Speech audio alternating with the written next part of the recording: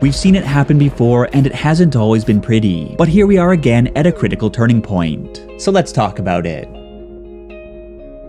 Hey everyone, it's Charles. How are you today? Main character transitions. If you are watching this from a few months or years into the future, hello, and I look forward to seeing how the discussion we are about to have today has actually panned out in reality. Because I remember when Metal Gear Solid 2 bait and switched Solid Snake with Raiden, I was there when Davis took the reins from Tai and when Marcus started punching things, and now the Pokemon anime's longtime hero is getting swapped out for two brand new newcomers in the brand new series Pokemon 2023.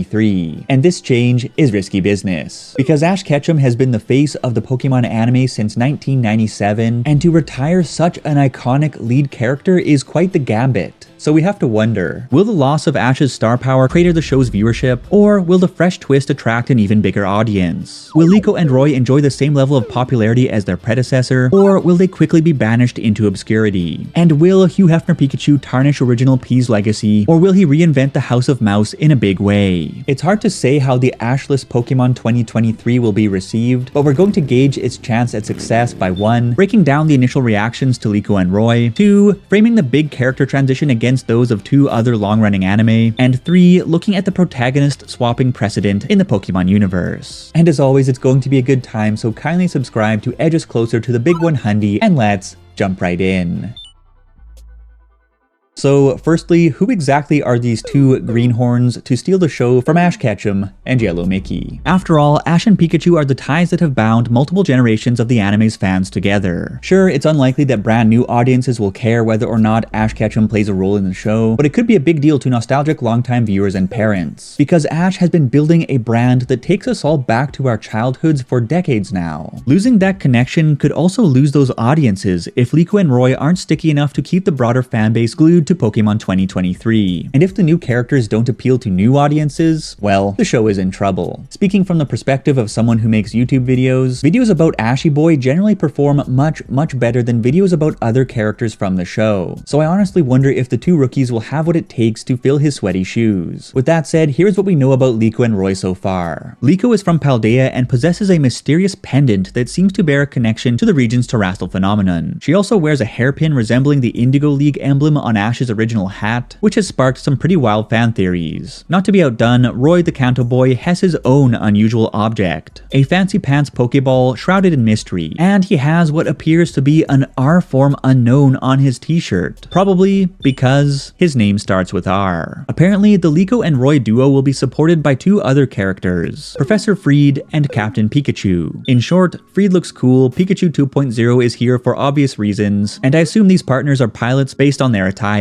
But back to the main dish, both Liko and Roy have pretty good designs. I do prefer Liko as I'm not a fan of the big R, the dad sandals, or Roy's overall somewhat generic look, and I also polled about 7,000 people on which design they prefer, with 82% of the respondents voting for Liko. But what's your take on the designs? Character designs aside, Liko's pendant and Roy's ball will likely be key drivers in the narrative, and it's going to be interesting to delve into the mysteries surrounding those items. So although they won't hit the ground running with the Ketchum name, or will they? And I'm not a huge fan of Roy's design, on the whole these 2 leave a pretty good first impression and they look right at home in the Pokemon universe. But that is no guarantee that the anime's existing audience will make the jump to an Ashless anime, so there is a lot riding on how lit their personalities and stories turn out to be. And this is where countless other second generation protagonists have dropped the ball in various television shows. For instance, the long-running TV series Vikings bled viewers when the charismatic Ragnar Lothbrok passed the torch on to his cool but less captivating sons. And we all know that X-Files was never the same after Mulder's departure. That said, 2 other major anime/manga that took a crack at changing their main protagonists may give us a better idea of how Pokemon 2023 and its new main characters will be received.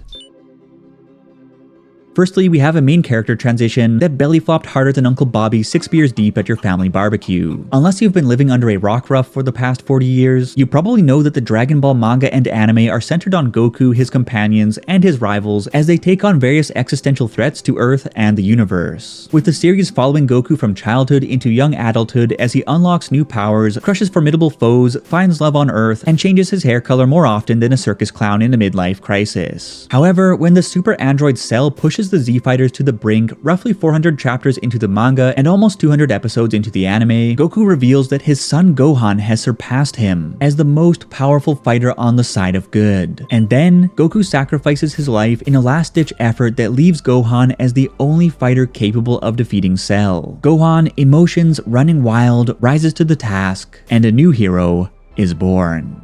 The passing of the torch from father to son was a moment of tremendous gravity in Dragon Ball. And surely, given that Goku had already used the Dragon Balls to return to life once before, we were seeing Gohan taking over Goku's role as the story's main character. And the next generation of Dragon Ball was finally underway. Only for Akira Toriyama to walk back the transition by resurrecting Goku again to retake the spotlight by the end of the next saga. And by the time Dragon Ball Super rolled around, aside from a few moments in the sunlight, Gohan had pretty well been rendered irrelevant. Fans have speculated that the reversal was due to backlash or even death threats made by Goku-loving nutjobs, but it's more likely that Toriyama merely decided to nip a questionable character change in the bud. And when asked about the turnaround in a Story Guide interview in 1995, Toriyama said the following: "I intended to put Gohan into the leading role. It didn't work out. I felt that compared to Goku, he was ultimately not suited for the part." Years later, he expanded upon his original intentions and second thoughts regarding Gohan in Dragon Ball Super Volume 1, but whether Toriyama's sudden change of heart was purely due to creative reasons, or at least partially due to Dragon Ball sales concerns, the Gohan fiasco illustrates how changing the protagonist of a long-running series is quite risky, and regardless of his reasoning, Toriyama recognized that risk and bailed on the idea altogether. But will Liko and Roy turn out to be the Gohans of Pokémon? Will they start strong only to quickly fall into irrelevance? And will Ash be prematurely revived to save the show's ratings? Before drawing any conclusions, let's consider an anime/manga series that actually stuck with its main character transition. Toriyama could backpedal easily enough on his shifting main character dynamic, since there never was a clean break between the initial Goku era and the short-lived Gohan setup, but the Naruto to Boruto transition was up on stage for all to see. Much like Ashy Boy, Naruto was the star of a household name-level anime and manga. Then, his story reached a satisfactory conclusion, and the Naruto universe was left in limbo until Boruto Naruto Next Generations extended the brand to a new adventure starring Naruto's son, Boruto. There was no room for a behind-the-scenes, well, this kind of sucks, let's reverse it adjustment here. It was a clear-cut new era featuring a brand new character, and there was no going back. But did the transition succeed? People sure do have strong opinions about the Naruto to Boruto transition, one way or the other, but Big B has been pulling his weight in yen even if he hasn't soared as high as Daddy, and he's doing particularly well when it comes to the popular Boruto anime. And that bodes well for the Pokemon 2023 transition, as long as the creators don't screw things up on a catastrophic scale, especially because the Pokemon anime has two strengths that Dragon Ball and Naruto do not. One, synergy with the massive Pocket Monster multimedia machine, and two, appeal rooted not only in the show's human characters, but largely in the Pokemon themselves and the world around them. That is to say that as much as the Pokemon anime promotes the Pokemon video games, merchandise, etc., etc., the Pokemon video games, merchandise, etc., also get fans interested in seeing their favorite monsters and locations brought to life in the anime. In other words, the other pieces of the multimedia machine, as well as the monsters themselves, drive viewers to the show. And this makes Pokemon robust to the turbulence of the coming character transition. After all, despite Ash's role as the linchpin of the Pokemon anime for 26 years, the show is called Pokémon, not Ash Ketchum. Of course, if Liko, Roy, and their story are absolutely rancid, the anime will obviously flop, but at the very least, the broader Pokemon brand gives the anime somewhat of a mediocrity buffer that most other IPs simply don't have access to. And regarding the fanbase's early reactions to the big change, people seem about as excited for the new heroes as they are nervous to see the back of Ash. I did a poll on this topic as well, the results of which suggest a 50-50 split in opinion, which is, to be honest, more favorable to Liko and Roy than I'd anticipated. And actually, the nervous hopefulness in the lead up to Liko and Roy's debut reminds me of the unease at various points in another long-running Pokemon series. A series that has established precedent for what a successful character transition in the Pokemon anime could look like. None other than Pokemon Special.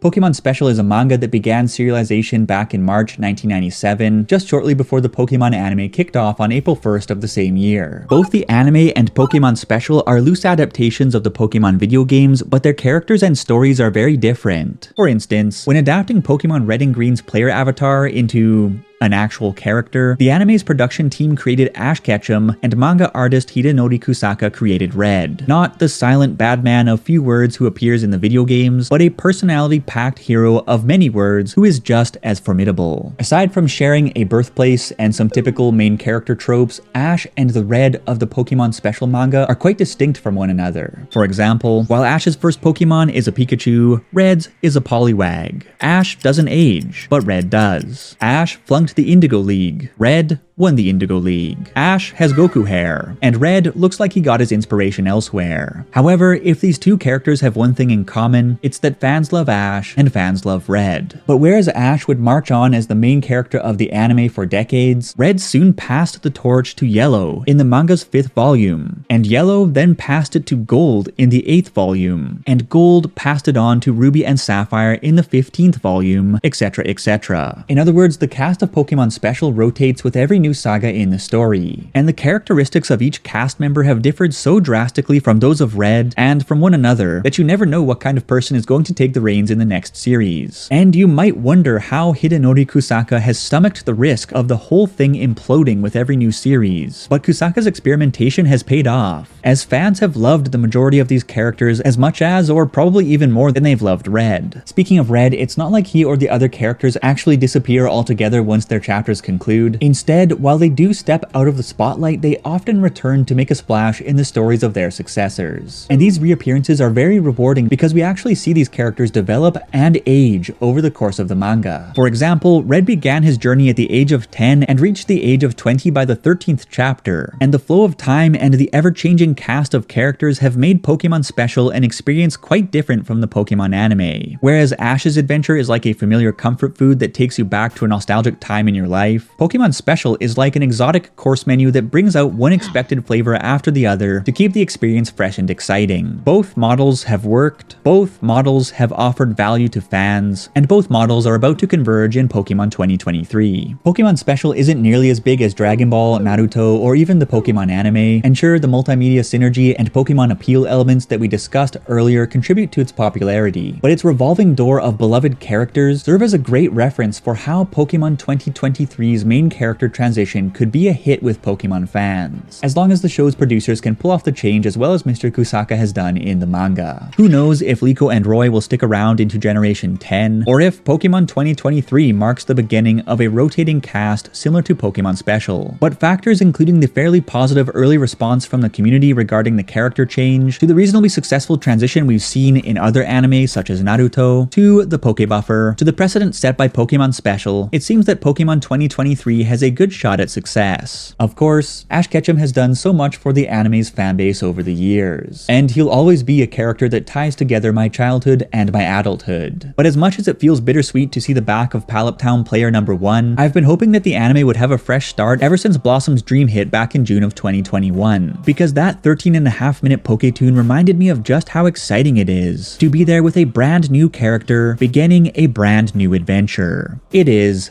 like nothing else. So I can't wait to see what awaits us on the other side of winter. Hopefully a rock solid story with funny, charismatic, and inspirational main characters. But how about you? Do you think that Pokemon 2023 will be as popular as the adventure that preceded it? Or will it quickly nosedive out of the TV Tokyo top 3 into obscurity? I'm curious what you think, and if you're watching from the future, let me know how everything panned out.